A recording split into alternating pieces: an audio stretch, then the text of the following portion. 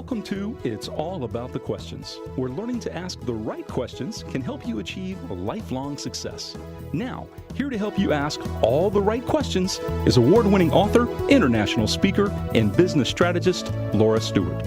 Good morning, afternoon, and evening, everyone, and welcome to 2019. I cannot believe we're already at 2019. I don't know where time goes, but it's going somewhere. And we can choose how best we're going to spend the hours of the day and the week and the year that we have. And I'm grateful to all of you who have been with me for the years that I've been on the air and continue to be with me going into 2019. You are what make my day just so joyous. And I know it's going to be an incredible 2019 for all of us. And my guest today is somebody that I just love to talk to when it comes to the issues that we're going to be talking about today. 2018 was filled with data breaches of all kinds, from the Equifax breach to multiple from Facebook to the Marriott to Blue Cross. No one seems to be safe when it comes to cybersecurity. And I really wanted us to start 2019 focusing on being as safe as we possibly can, because the world is a digital world nowadays. We talk about not spending time on our phones and all these other things, but the fact of the matter is everything we are doing in the world is pretty much somewhere digital. And my guest today is Yuri Diogenes, and this guy has more certifications, more experience in dealing in the world in cybersecurity, intelligence, and forensics than anybody that I have ever met. Not only is he a professor for the Master of Science in Cybersecurity program from eCouncil University. He's authored 20 books published by Microsoft Press. He holds multiple industry certifications. If you want to know about cybersecurity, you need to talk to this man. And Yuri is back on my show. So thank you, Yuri. Hi, Laura. Thanks for having me again on the show. This time, talking about something very different this time. I know. The first time I had you on the show, we had met because I spoke at a Microsoft event, and you were on that event. And we spoke about your book, Ready, Set, Achieve, which, by the way, still continues to be one of my top recordings listened to by people all over the world. That's awesome. And that book, it was a great show. It actually had a lot of follow-up questions after that show, so I truly appreciate your audience for getting back to me. Yeah, it's hard to, we tend to think of geeks as guys that just sit in front of computers. I consider myself a geek as well. And you decided to transform your body using the mental skills and physical skills that you've learned from all the years of your studying to your body. And everybody, I really encourage you to go find the previous episode I did with Yuri called Ready, Set, Achieve, and get his book. But today, Yuri, I really want to focus on this other aspect of what you do, which is cybersecurity, because the world is getting scary, isn't it? Absolutely. And not only that, as we start to be so connected with IoT, with mobile devices, it's getting quite easy to click on something that you're not supposed to click. As we socially interact via social media, we are targets on the daily basis for attackers that want to basically hijack credentials, because credentials is really what they are looking for the most time, is the entry point for many things.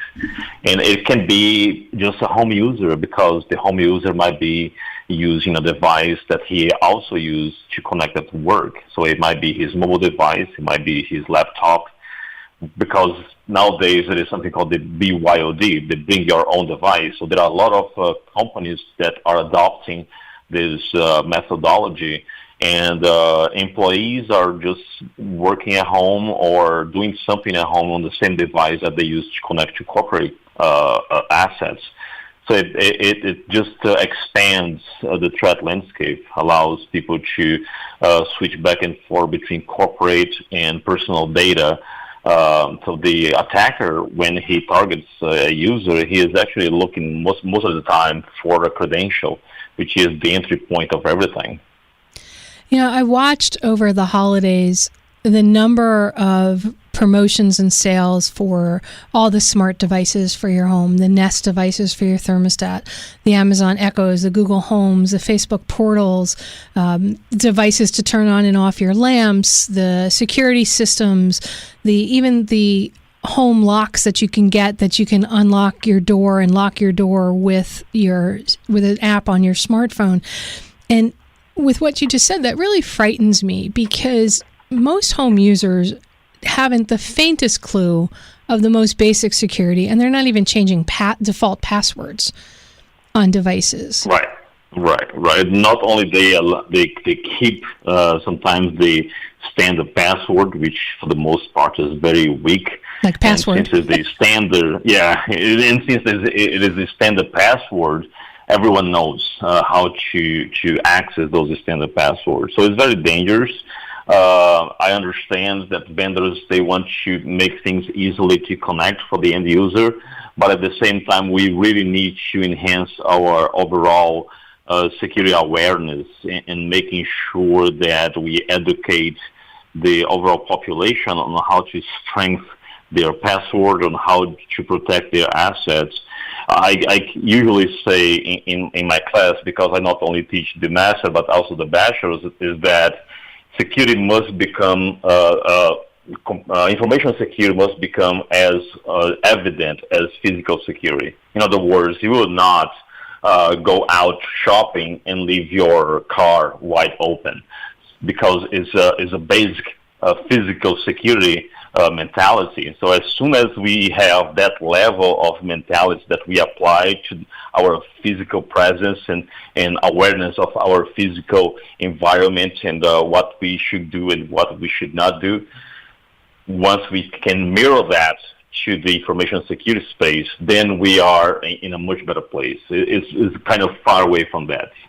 Yeah, it seems so hard for the average home user to even begin to understand the basics of what they can do. And it is so critical. I remember when I had my tech services company, people would be like, oh, can you come to our house and do work? And we didn't really take care of home users. But if we managed the business, we were very happy to go into their individual employees' houses and help with things because, like you said, that's the weakest link. That's the way in to most of the networks is through that. So what are some things, Yuri, that my listeners can start doing? Because I'm sure a ton of them got a lot of these devices as holiday gifts. Yes, usually there are some general guidelines. You really need to look for the deltas provided by the vendor. But one of the things that you must do is to, first of all, change the password as soon as you unpack your new device. Change the password. Make sure to use a strong password that contains upper, lowercase, special characters, things that are a little bit difficult. I usually say, well, think of a phrase, not a word, but an entire phrase, like, I'm talking to Laura today. That's the entire phrase. And start to make substitutions for your characters, like the letter A, change for at, and so forth. Because that way, at least you are applying some best practice for the password. Of course, when you think of a phrase, try to think of a phrase that will be easy for you to remember, and that's why using the phrase is a good strategy to keep it long and also to play around with the characters. The other thing is keep your system up to date. It's very important today to update not only the devices that you are unpacking, like your mobile device, your IoT device, Internet of Things device, like your Alexa, things like that, but also your computer. Make sure that your computer is up to date. There are a lot of vulnerabilities that are exploited, usually because it is targeting a known vulnerability.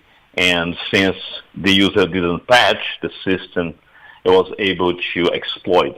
All those things are really targeted to reduce the likelihood that you're going to be exploited, right? Right. Because it's absolutely impossible to say, do those things and you're going to be 100% secure. There is no such a thing as 100% secure. What you do is you increase your level of security, you reduce the possibility of exploitation, and that way you achieve a balance in which if the attacker goes after you, the amount of time that he's going to expend in order to invade your system is longer, and he might just give up because he doesn't want to invest time trying to attack a system that is taking long. Yeah, because essentially hackers are lazy. Most of them buy the code, right, that is going out and trying to attack you. There's very few that are specifically targeted, and those tend to be from governments that are trying to attack, correct? That's correct. That's correct, because they buy the exploitation kits that comes with everything, and sometimes they really want to get the vast majority, because the vast majority of the people don't do the homework of doing those things that I said. Also, one of the most common way to get in to use this computer is via phishing email. And we understand that nowadays the attackers are crafting the emails in such a precise way that is hard to identify. So try to read and try to just hover over your mouse on top of the hyperlink, because when you do that, on bottom of your email reader is going to show the URL for that email, and sometimes it's really easy just by doing that to say, hey, this is a phishing email. And for those who aren't familiar, explain to them what the hyperlink is, Yuri. Well, the hyperlink usually it comes in blue, right? Let's say you have received an email and you have a letter, a phrase that is bold in blue, and with underline on that phrase. It means that when you click on that phrase, first of all, your mouse will change from the normal arrow, to a little hand, and when you click, it's going to redirect you to a web page. Okay, and we don't want people to click on that just because it's in an email. Want them to just sort of hover over it so you can see where it's going before you click. Exactly. Hover over and look to the status bar, which is on the bottom of the email reader. And usually on that status bar, as soon as you hover over, you see the URL. So if you receive an email that looks like it's a bank, email from a bank asking you to click on this link to update your credentials or something like that, even if the email is well crafted and looks exactly the same, if you just do this trick, you will see that the URL does not correspond to the site of your bank, and you immediately can say, well, this is a phishing email. And typically the bank's not going to send you an email that way anyway. They're going to send it through their bank software. Well, we have to go into our first commercial break, and we'll be right back with more from Yuri Diogenes talking cybersecurity for real life. So, Yuri, you were talking about some of the basic things that people can do to protect themselves. You know, we talked about this whole making sure you change your passwords, create passphrases, that kind of stuff, watching out for your emails with phishing. But there's more to it, right, than just looking at the email. Is there things that can be done to sort of stop that even from coming in? Usually when you when you have email services like Hotmail or Gmail, they already have a filtering platform that will redirect emails that are considered phishing to the junk mail folder. So they're doing a pretty good job. It's really increasing over the years the level of accuracy. So what really goes to your inbox that is not detected by the auto filtering platform is really the very target phishing email that well crafted doesn't have a lot of analytics in order to prevent that. So those tips are more for the exception, okay? Because most of the time it will go to your junk mail. So this is one thing. The other thing is the Wi-Fi, right? A lot of people they travel a lot and they connect to any Wi-Fi that is open. Oh yeah, I've seen that. Starbucks, Panera, everywhere. You know, anything. Yeah, right. Airports. It's okay to do it in some hotspots that are recognized and well-known reputation-wise. Just make sure that when you are on a open Wi-Fi, like the airports and other places, to not do any sensitive type of activity, because there might be someone scanning that wireless network and trying to gain access to something. So it's not really a good idea to connect to the Wi-Fi and start doing bank transaction. Use that Wi-Fi connection to browse the internet and see things, but don't really do to manipulate sensitive information. That's a recommendation. Unless, as soon as you connect to the Wi-Fi, you can VPN to your corporation. But that's another story for more advanced users. For the basic users, I would just say try to avoid performing sensitive information. Okay, but say I'm traveling on business, right? And I need to go pay some bills or something like that.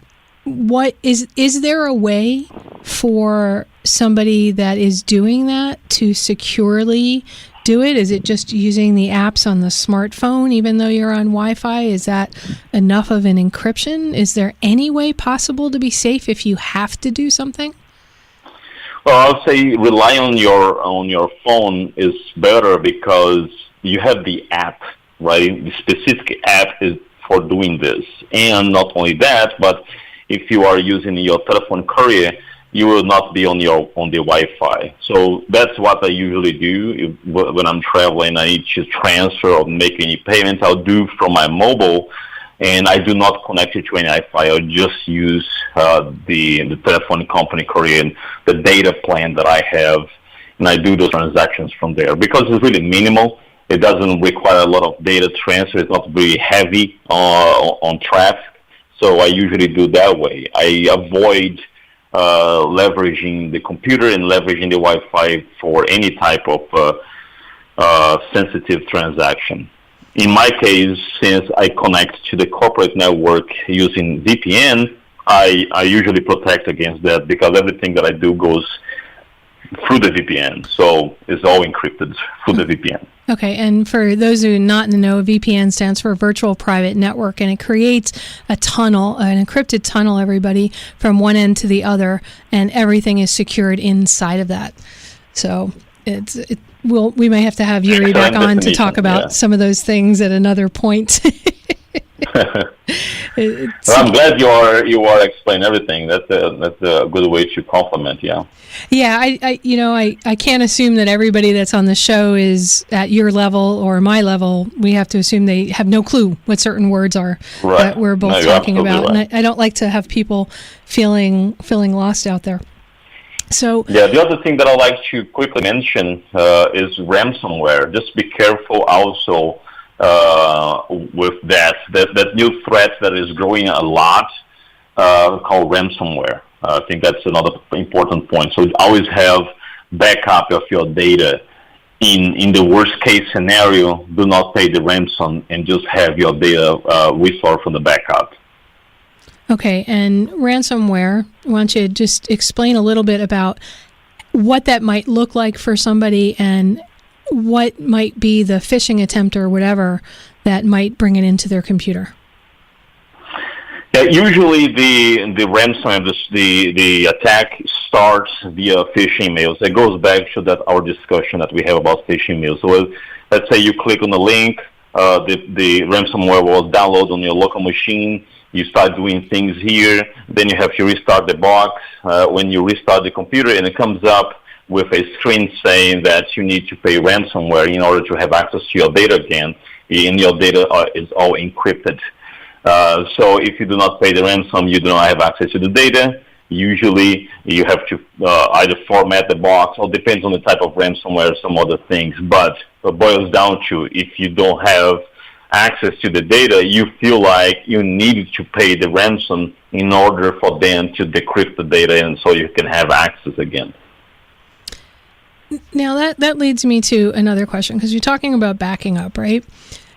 A lot of people are putting their data in the cloud. They're even using their applications from the cloud. Everything is cloud-based. are cloud backups good enough to protect? And we're going to a whole conversation about cloud even more so, but cloud backups, are they good enough to protect you against ransomware? Well, so keep in mind that it's not going to protect you against the ransomware. What people are doing is leveraging cloud storage to back up the data because it's very convenient. They don't have to have a software installed on their computer. They don't have to have another device in their local network, right? So it's very convenient and usually cheaper to just back up using those cloud storage. So that way you don't need to pay the ransom in order to decrypt the data. You just can format the computer, for example, and then restore your data from your cloud storage. Okay, now I know somebody who got hit with ransomware. They used Dropbox to keep backups of all of their data. They were logged into Dropbox, and when the ransomware hit, everything on their Dropbox got encrypted, and then anybody outside that accessed that started to go down to their computers as well. So how do you protect against that? Have you run into that kind of scenario, Yuri? No, I do not use Dropbox. For obvious reason, I use OneNote, OneDrive from Microsoft. And in OneDrive, we do have some ransomware detections that are built into the platform. So I've never really run into a situation where the cloud storage was attacked. It was usually, most of the time, people that I interacted with is having problem with the local computer, right? Right. So that's why it's important when you choose which solution you're going to use, make sure that you evaluate all the players to see which capabilities to have against ransomware. Because since it's really a recent threat, a lot of vendors, they are still baking in some capabilities to avoid this scenario that you described to happen. Yeah, it just really fascinates me, this whole concept of ransomware and all the different things you need to think about. And just like when I had my tech services company and somebody would get hit with something or something would happen to their hard drive, it wasn't even a virus or something, and they're like, oh, well, you can restore our data. I'm like, yeah, but where's all your software? Because they didn't even have their CDs or anything to restore their computer with the operating system and Microsoft Office and whatever else they were using. So it becomes a bigger deal now to try to restore. It's not just about your data. If you get hit, your entire computer has to be rebuilt. And it can be a very frustrating process and can take days. Yeah, that's why one of the strategies there is to image. As soon as you build your computer, create an image. For example, if you are on Windows 10, you can create an image of that computer. That way, if you need to restore, you just restore the entire image the way it was from that state.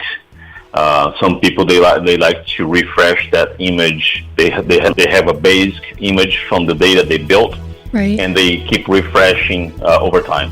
Okay, and with that, we're going to go into the national news. We're here with Yuri Diogenes, master of all things cybersecurity, and we'll be right back to protect you in 2019. Welcome to It's All About the Questions, where learning to ask the right questions can help you achieve lifelong success. Now, here to help you ask all the right questions is award-winning author, international speaker, and business strategist, Laura Stewart. Welcome back, everyone. We are here with, well, I am here, and since you're all here listening to me too, we are here with Yuri Diogenes, master of all things cybersecurity, has over 20 books published by Microsoft Press, Ingress, and Novatera. He holds more industry certifications than I can ever list out for you, but they will be up on the post on the website after the show has aired.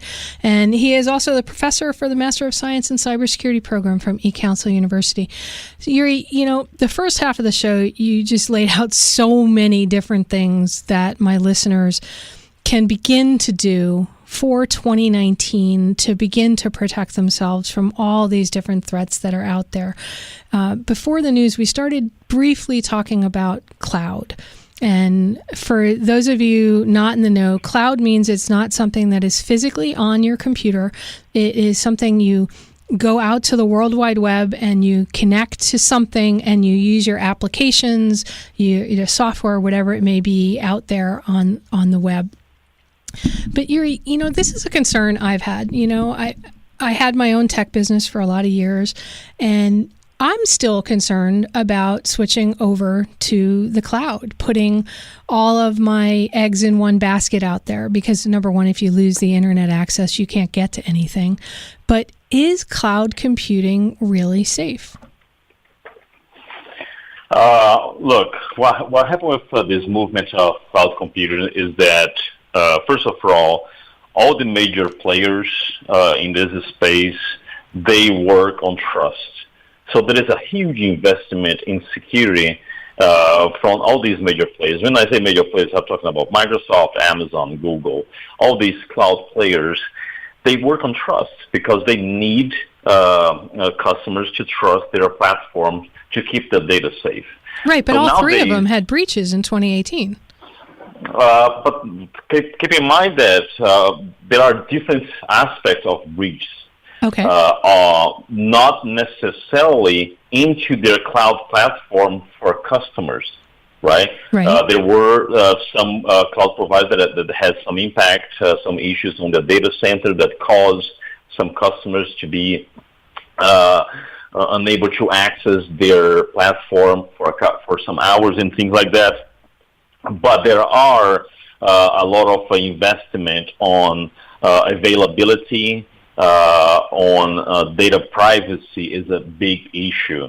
So these providers, they will not, for example, give data to the government just because they have to. There is a huge battle usually going on when the government, for example, asks for data for those providers to give away. They need to justify.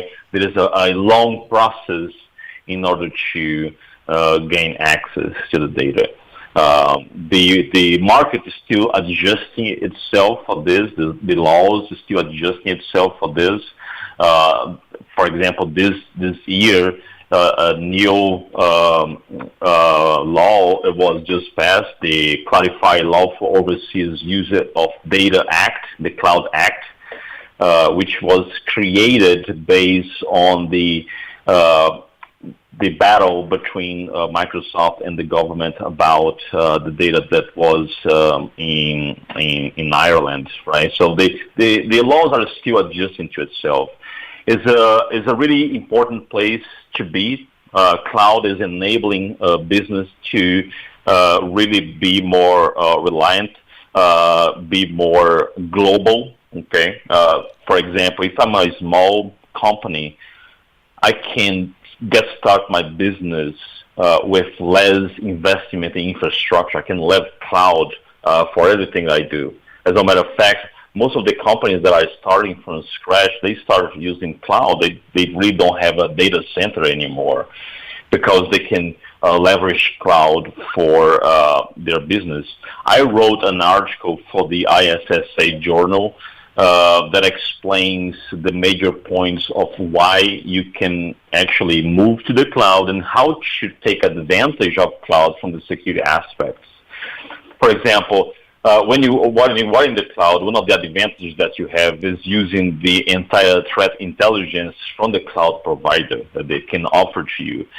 If I was going to hire that service apart from the service, it will be very expensive. So leveraging that entire infrastructure of threat intelligence and security analytics, machine learn in my benefit is a huge gain for me. Not only I'm leveraging, for example, that big database of threats in order to protect my own data, identify suspicious activities in my environment. I don't need to create my own infrastructure to maintain that. So it's a big benefit that people are starting to realize that some security capabilities will only be available in a cloud-based deployment. Okay, so how do you make sure that you're safe when you are deciding to go with cloud platforms for not only, home users who might be wanting to do things, but small businesses that are really trying to take advantage and leverage how cloud can help them grow their business at a fraction of the cost? So one thing that you need to do immediately is really read the privacy documents that the cloud provider will have, the SLA, and all the documents that are available for each cloud platform. This is a public document, documentation on that. Make sure to read for all major players, because they will explain what they can guarantee, what they cannot guarantee, as far as data privacy and also availability, which is also very important to make sure that you have access to your data. And also make sure that when you read those documents, look also for the scenario where you say, okay, I didn't like this cloud thing, I want to leave. So what they are going to do with my data once I leave? Is it going to be deleted immediately, or is it going to remain there for 30 days or something? So make sure that you also have an exit plan and how this exit plan plays out according to the cloud provider. So it's really a matter of understanding the options, deciding which cloud provider you are going to use. And once you decide which cloud provider you are going to use, then make sure that that cloud provider stick with the SLA that was established. And SLA is service level agreement, everybody. That's one that always used to get me, Yuri. They'd go, we've got a 99.9% uptime, but when you actually factor that out, you can be down for days throughout the year. Or they might not have to get you your data back for like 3 days or 4 days, and that could really kill a company, can it? Yes, but the other thing is with cloud you have to have an extra careful, because usually the SLA is per service. Remember, the cloud has a lot of services, right? So the SLA will depend on which service you are paying for. So, for example, there are services for compute, containers, databases, identity. So depending on the type of service that you are leveraging, you might have one SLA, and depends on the other one, you're going to have another SLA. So just make sure that you are not looking at the overall SLA. Look the SLA per service. Right? That's very important. Yeah, I never would have thought of that. Because you may have multiple different services with somebody, and the overall one may be negated by a specific one further down. You need to understand exactly. that. So you need to understand the breakdown, because people usually say, well, I'm migrating to the cloud, but they don't realize that when you go into the cloud, you are going to use different services, and each service has its own service level agreement. So you got to be careful with that. All right. And then if you are going to be connecting to any of those cloud services, they're going to want to follow the things that you had talked about in our first segment, where you want to make sure you're changing the default passwords on whatever devices you're using to connect up to those, to make sure nobody can piggyback, making sure you have what other things on your computer to protect yourself and that data that's out there in the cloud. Yeah, so make sure the computer is up to date. Make sure that you have a good anti-malware installed on your computer. Ideally, if you can, do not use the administrator account of your local computer as your main account, because what happens is when you are installing a computer, let's say a Windows system, the first account that you put in there is going to be the administrator account for that computer. In other words, it has complete power over everything. When you use that account to do everything, it means that if that account is hijacked, whoever has that account can do everything on your computer as well.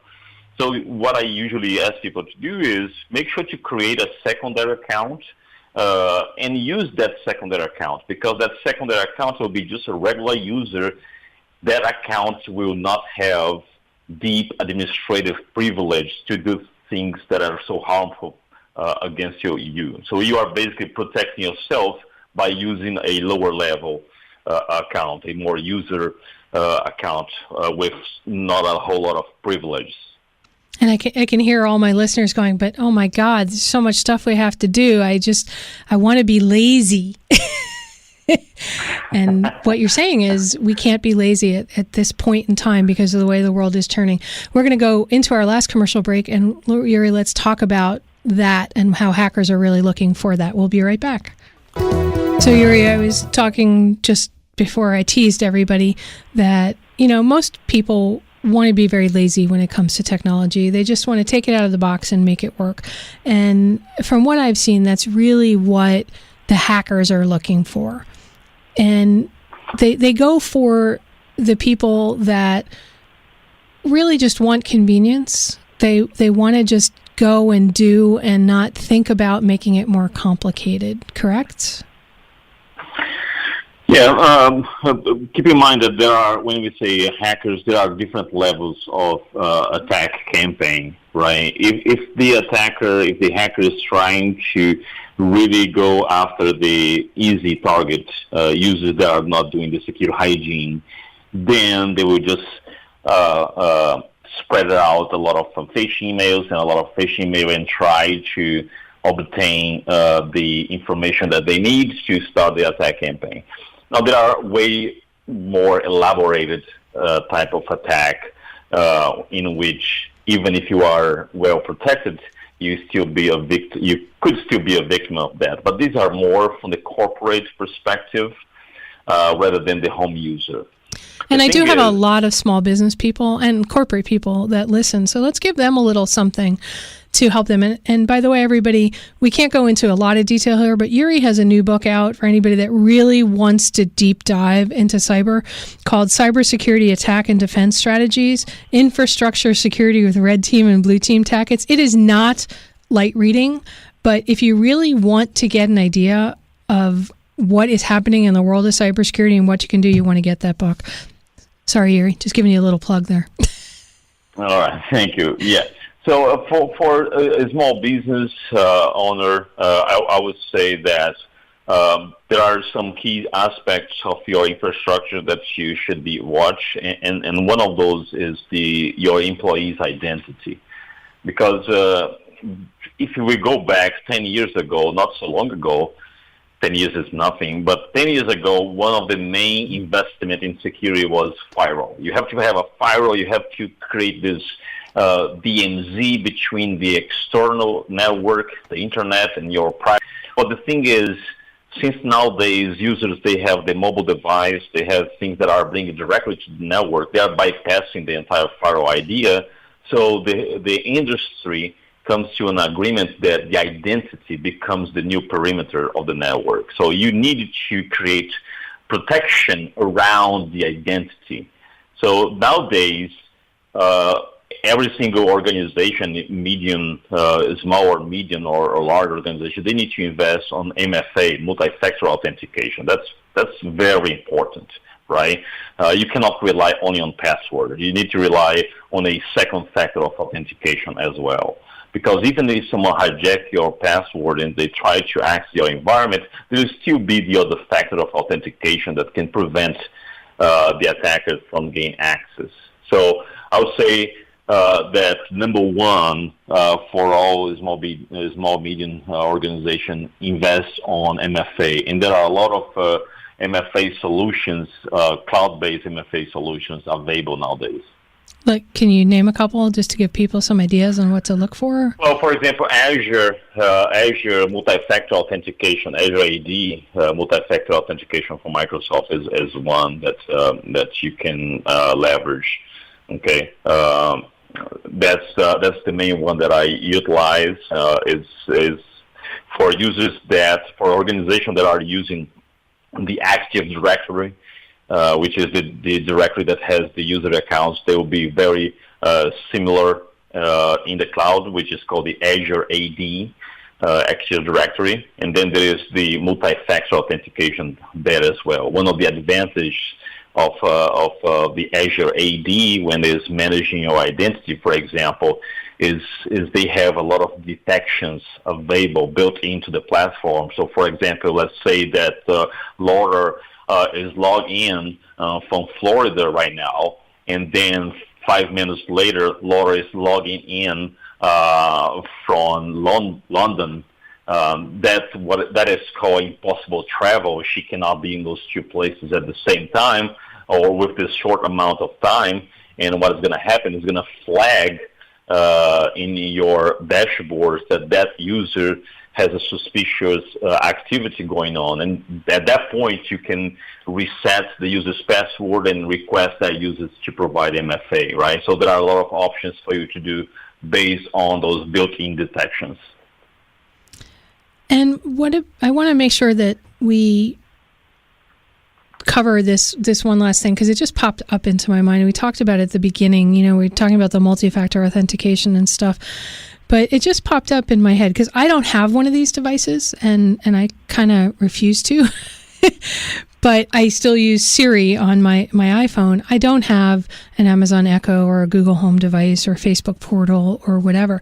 Is there any way to protect those? Because I'm seeing, I walked into a business the other day and they had one right there, and they were streaming music and playing podcasts and all this other stuff. But I'm thinking that device just opened their network completely up, their business network.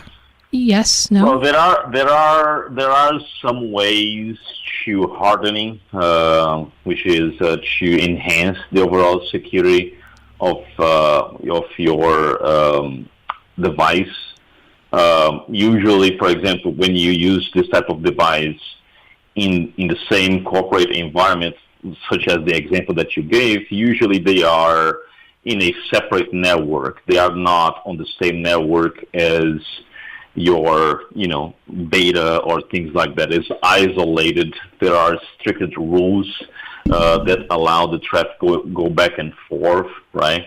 There are also some other capabilities built into the platform. For example, in the Alexa, you can delete old recordings just to not keep that data, because they might be grabbing information from people that are talking, right? So you could delete history to avoid sensitive information to be leaked, and also try to see if there is any third-party software that can enhance the protection of those devices. This is a new threat landscape that is being exploited. People are watching more closely. So there are not a whole lot of capabilities available built in. The only thing that you usually do is the basic core secure hygiene aspects that I just mentioned. And also will vary according to the device, because Google might have a different set of security best practices for his device. Right, and nobody knows what the Facebook Portal one really is going to be looking like either at this point in time. There's so much to think about. And there are. If you, my listeners, get nothing else out of today's show other than that, is you need to begin thinking about this, right, Yuri? You can't just go, oh, I bought something and stick it in. You need to start thinking about changing passwords on default things, thinking about how it will impact your business if you add a device in, and get to somebody like yourself or another IT services company or a cybersecurity expert that can help protect you as much as possible. Right. You should never introduce a new device to your environment being home or workplace, without knowing the security aspects of that device. But you should not even buy it if you do not know the security capabilities of that device.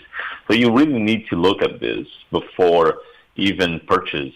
Which security capabilities are available? If there are any security threats, just search. Nowadays, the information is so easy to access that you can just do some research to find out if the device that you are purchasing has vulnerability flaws that are easy to bypass, right? So it's something important that you need to realize, that you still have the power before you buy to do some basic research to understand if the device that you are purchasing is reliable from the security standpoint or not. I would imagine that just like a computer and a phone, these smart devices for your thermostats, for like the Amazon Alexas and all that, need to have software updates put on them as well, straight out of the box. Absolutely. Yeah, absolutely. All these devices, they will have software updates. And the worst thing that you can do is to bypass those updates. I understand that sometimes it's frustrating. You're trying to do something and it pops up saying that needs to update and reboot. But you got to do it, right? Because I know people that just keep clicking this nose button and postponing, and they never update, and that's really bad because you are postponing something that is trying to protect you. Yeah, I know the Equifax breach was because the IT person didn't run an update that had been out for a while. He just never got around to it, and look how that badly affected everybody. So, Yuri, I want to thank you so much for being here on the show with me today. No, thank you very much for having me. I hope that the tips that we gave throughout this time were useful, and I hope that you continue to have this amazing success in 2019. Keep up the good work and enlighten us. Thanks. And really quickly, how can people reach out to you? Mostly via Twitter, at Yuri Diogenes on Twitter. That's usually where I take feedback questions, or I publish my articles. I put the link and everything. So Twitter is the main communication app. Perfect. So that's at Yuri Diogenes on Twitter, everybody. And yes. I know he happens to respond back to that all the time. So remember, everybody, the right questions can change your life. So what are you asking today, especially around cybersecurity? Have a safe 2019, everybody. You've been listening to It's All About the Questions, starring Laura Stewart. Connect with Laura at it'sallaboutthequestions.com and download a free workbook that will help you ask better questions starting today.